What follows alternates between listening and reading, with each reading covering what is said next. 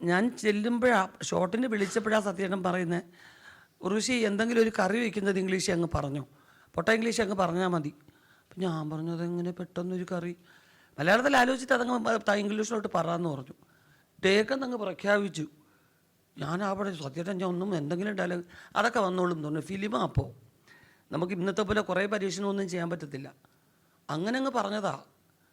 പറഞ്ഞ് ടേക്കെന്ന് പറഞ്ഞ് കഴിഞ്ഞപ്പം മീര പറഞ്ഞു, അയ്യോ ഞാൻ ഉർവശിയെ നോക്കി ഇങ്ങനെ നിന്ന് പോയി, എൻ്റെ റിയാക്ഷൻ കൊള്ളത്തില്ലായിരുന്നു, ഒന്നുകൂടെ എടുക്കണം. ഞാൻ പറഞ്ഞു ഒന്നുകൂടെ എടുത്താൽ ഞാൻ കൊല്ലും, കാരണം ഞാൻ എന്താ പറഞ്ഞതെന്ന് എനിക്കേ അറിയാൻ വയ്യ, ഇനി ഒന്നുകൂടെ പറയണോ, അത് നീ വേറെ ഷോട്ട് എടുത്താൽ മതി. അപ്പോൾ അവസ്ഥയായിട്ട് പറഞ്ഞു വേണമെങ്കിൽ ഇപ്പോൾ മീരയ്ക്ക് വേണ്ടി ഒന്നും ഞാൻ പറഞ്ഞു ആർക്കും വേണ്ടി ഞാൻ പറയത്തില്ല, ഞാൻ എന്തോ പറഞ്ഞു എനിക്കറിയാനേ വയ്യ. പിന്നെ ബാക്കിയുള്ളത് വേറെ ടേക്ക് എടുത്തു. പിന്നെ മറ്റേ വേറെ ഏത് സീനാ ചോദിച്ചാൽ അത് 30 ദിവസത്തെ വർക്ക് എല്ലാ സീൻ്റെ അവിടെ ഇവിടെയൊക്കെ മാറ്റി വെച്ചിട്ട് എനിക്ക് വേണ്ടി 8 ദിവസമാക്കി.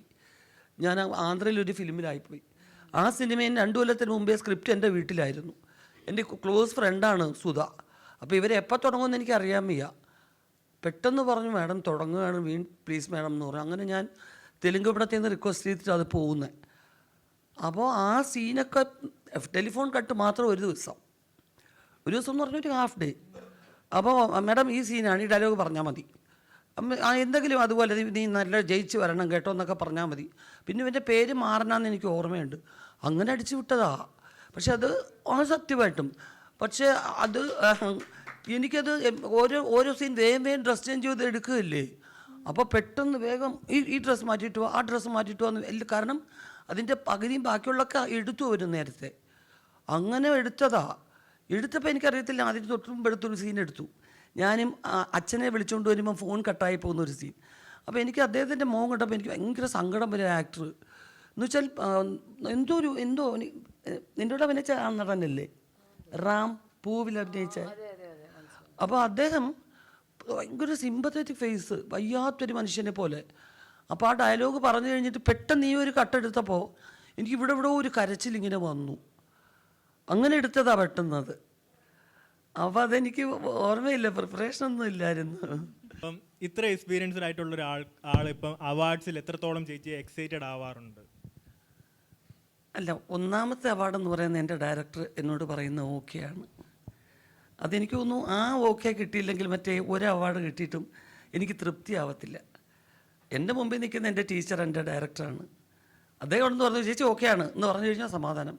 ചിലപ്പോൾ ക്രിസ്റ്റോ ചിലത് മറന്നു പോയിട്ട് അടുത്ത് ക്യാമറാമാൻ്റെ അടുത്തോട്ട് പോകും, ടേക്ക് കഴിഞ്ഞ് എന്നെ നോക്കാതെ.